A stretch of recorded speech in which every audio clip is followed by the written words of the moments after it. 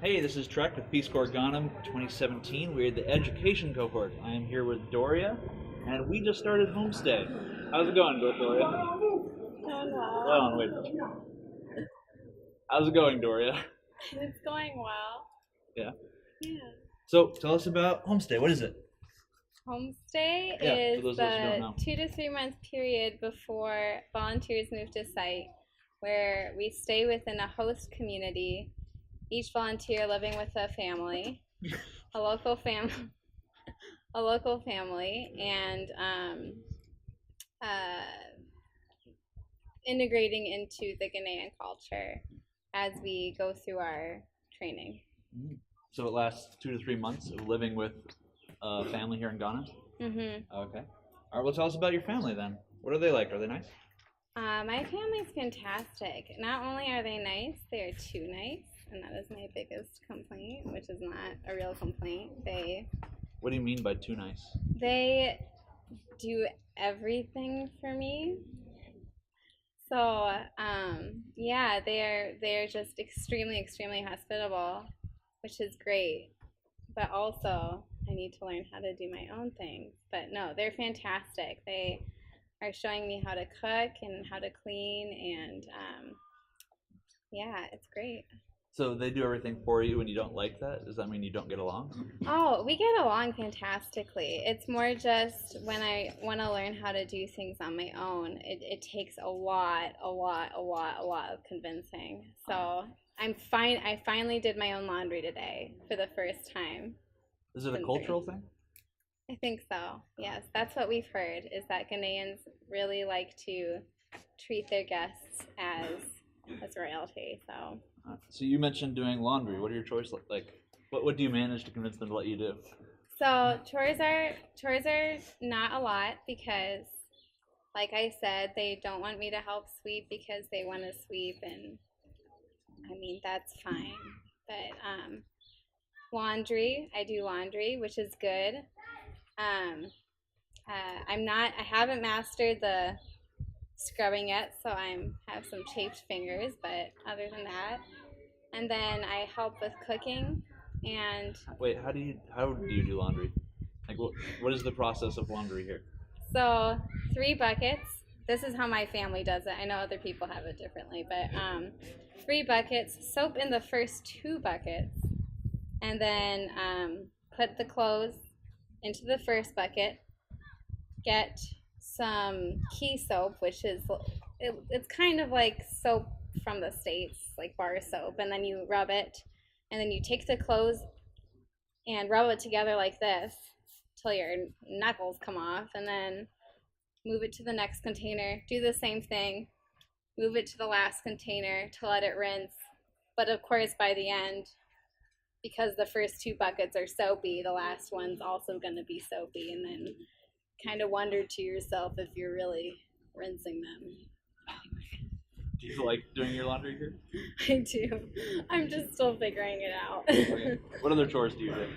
I so with cooking, it's mostly I cook my own breakfast, with help getting the ingredients out because I still don't remember where everything is. And oftentimes for pack lunch, I at least do a lot of the cooking for that with some help when I don't understand how something's done. But I don't cook dinner because usually I'm gone during dinner. So, yeah. And then trying to think of other. I mean, I sweep my own room. I've offered to sweep other places 100 times, but they don't want me to. So, yeah, those are my chores. So you mentioned that you make all your own meals. Is that because you don't like the local food? No, I make the local food. Oh, okay. They're teaching me how to make it by letting me. What kinds of food are you taught and served? So now I can make my own oats and Tom Brown, and I can make red, which is plantains that are fried with some, I think, black-eyed pea beans. Is that what the kind of bean is? Yes. And it's really good. I learned today how to make eto, but if I pronounce it incorrectly, it means something else. but which is mashed plantains with pepper and onion and ground nut, well, peanut butter ultimately, and oil, and it's really, really good. All right. Yeah, those are some of the things. What challenges have you faced? Mostly trying to balance